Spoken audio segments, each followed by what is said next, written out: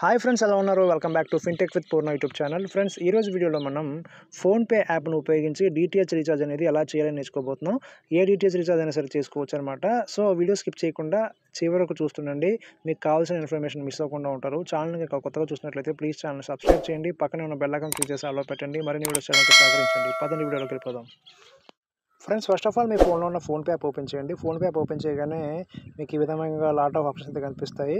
మీరు first of all చేయాల్సింది ఏంటంటే మీ ఫోన్పే యాప్ని అప్డేట్ చేయండి. అప్డేట్ చేసినట్లయితే మీకు కొత్త వెర్షన్ అనేది డౌన్లోడ్ అవుతుంది. ఇంకా కొత్త ఆప్షన్స్ ఏమైనా ఉంటే మీకు కనిపిస్తాయి అనమాట. సో ఎప్పుడు అప్డేట్ చేస్తుండండి మీ ఫోన్పే యాప్ని, ఓకేనా? ఇక్కడ మీకు రీఛార్జ్ అండ్ పే బిల్స్ కింద డీటెయిల్స్ అని చెప్పి ఆప్షన్ కనిపిస్తుంది కదా, దానిపైన క్లిక్ చేయండి. దీనిపైన క్లిక్ చేయగానే మనకి ఇదివరకు మీరు ఏదైనా రీఛార్జ్ చేస్తున్నట్లయితే కనుక ఇక్కడ మీకు ఈ విధంగా కనిపించడం జరుగుతుంది అనమాట.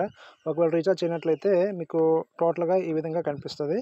ఇక్కడ ఇలా ఓన్లీ ఏ రీఛార్జెస్, ఏ టీవీస్ అని చెప్పేసి ఇక్కడ చూపిస్తుంది అనమాట, ఆల్ బిల్డర్స్. ఇక్కడ మీకు Airtel digital TV, dish TV, Sun Direct, Tata play, D2H మొత్తం ఏ బిల్లర్ ఉన్నారో అందరికీ మీరు రీఛార్జ్ అనేది చేసుకోవచ్చు.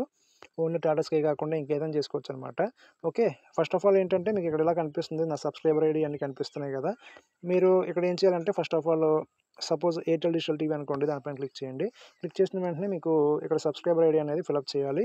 ఫిలప్ చేసిన వెంటనే మీకు ఈ విధంగా అమౌంట్ అనే ఆప్షన్ అనేది ఇక్కడ వచ్చేస్తుంది అనమాట. ఎంటర్ అమౌంట్ అని చెప్పేసి వస్తుంది. ఇక్కడ మీరు గమనించినట్లయితే కింద ఆప్షన్ అనేది ఇవ్వడం జరిగింది. 350 రూపీస్, 500 రూపీస్, 750 అని చెప్పేసి 3 ఆప్షన్స్ మీరు సెలెక్ట్ చేసుకోవచ్చు. 350 రూపాయలు మినిమం చేయాలని చెప్పేసి ఇక్కడ చెప్తుంది అనమాట.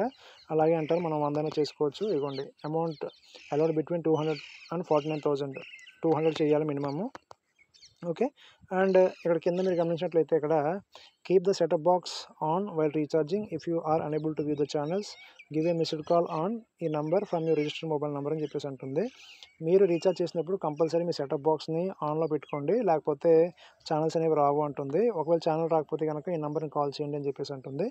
ఇది టాటా ప్లేకి మాత్రం ఎలా ఉంటుంది, మిగతా ఎయిర్టెల్ వాటికైతే అలా ఉండదన్నమాట.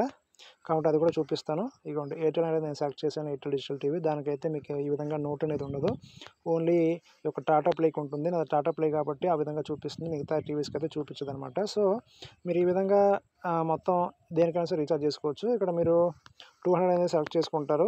ప్రొసీడ్ టు పే అనే ఆప్షన్ పైన క్లిక్ చేస్తారు. ఇక్కడ ప్రొసీడ్ టు పే అనే ఆప్షన్ అయితే చూస్తుందో దానిపైన క్లిక్ చేయండి.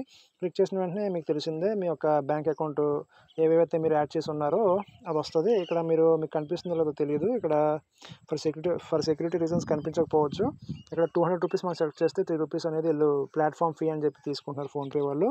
సో మీరు ఏదైనా రీఛార్జ్ చేద్దాం అనుకుంటే ఫోన్పేలో కాకుండా డైరెక్ట్గా అఫీషియల్ వెబ్సైట్ ఉంటుంది. టాటా స్కై, D2H అని చెప్పేసి వెబ్సైట్ ఉంటుంది, లేకపోతే యాప్ అయినా ఉంటుంది. వాటిలోకి వెళ్ళి మీరు రీఛార్జ్ చేసినట్లయితే 200 రూపీస్ రీఛార్జ్ చేస్తే 200 రూపీసే మనకు కట్ అవుతుంది.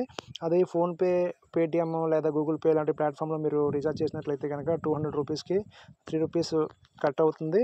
మనకు ఒక 3 రూపాయలు వేస్ట్ అవుతుంది అనమాట. అది వేస్ట్ చేసుకోవడం ఎందుకని చెప్పి అనుకుంటే మీరు ఆ విధంగా చేసుకోవచ్చు, లేదా మీరు ఫోన్పేలోనే చేసుకోవచ్చు అనమాట. ప్రస్తుతం ఫోన్పేలో చెప్తున్నాను కాబట్టి. సో ఈ విధంగా మీరు ప్రొసీడ్ టు పే అనే ఆప్షన్ పైన క్లిక్ చేస్తారు.